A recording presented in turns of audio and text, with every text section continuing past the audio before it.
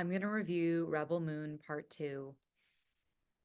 And I'm telling you right now, I'm giving you a disclaimer right now. If you are a Zack Snyder fanboy and you are just going to troll this post and defend what I say no matter what, you should keep swiping.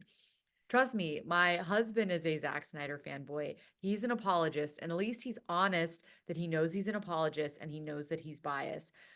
And he's listened to my views about this and he actually completely sees where I'm coming from. And it doesn't matter, he likes it anyway.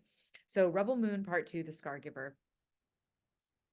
It was just bad. It's just similar to the first one, how I felt super cliche, super low hanging fruit, super generic.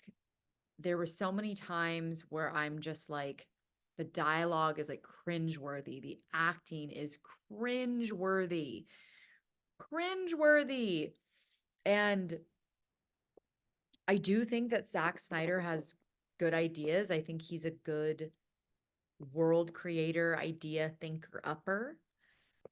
But I think he should just stick to story by, and I think he should stick to um, being a DP. Because for me, if an overall film it has a certain way that people think of it, that speaks to the director. And if the acting is that bad, that also speaks to the director because it means that you are the main one that's giving the go ahead on those people being cast. And you also are not able to work with your actors in a way, even if they're not the best actors, to get the best performance out of them. And it really is frustrating to me. You know, the lead character, Sophia, I don't know how to pronounce her name perfectly, who plays Cora, Sophia Botella. Um, I looked it up because every time I'm like, oh my God, this person is such a is not a very good actor. Like, what's going on? I looked it up.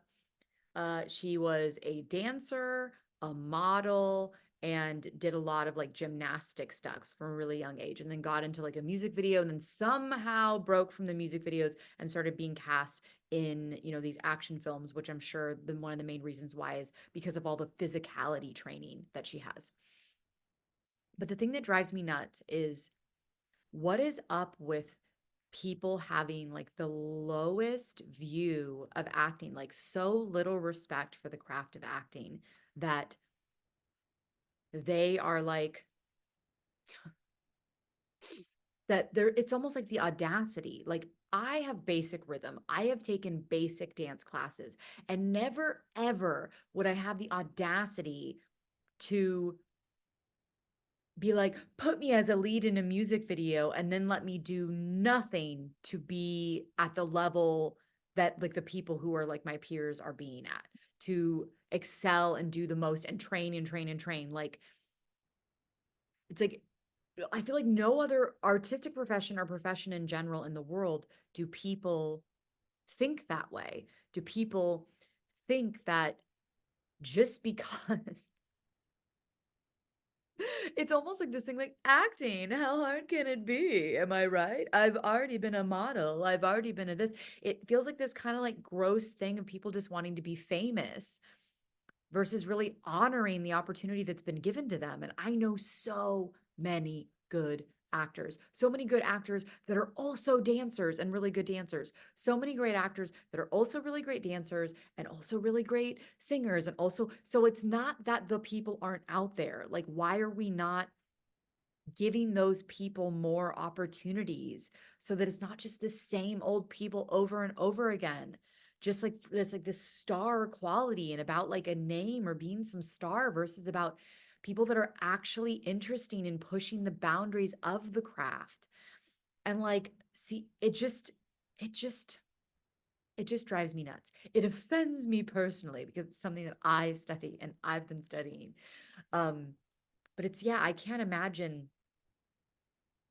like I'm a singer. I've taken basic singing lessons and I can't imagine being like, put me as a lead on Broadway and then doing absolutely no work to train and be reliable to produce and like be that kind of talent at that level.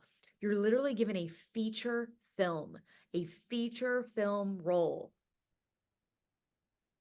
And I don't know. Maybe they think they're good. Maybe that's part of it.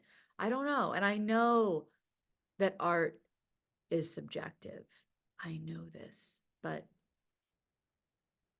just because someone's crying on screen doesn't mean that it's affecting anybody else. I know a lot of people that can make themselves cry on screen. I knew people in college that could like do this little clicky clicky thing in the back of their mouth that would trigger something that would literally make their eyes water. And then they could be like, I'm upset.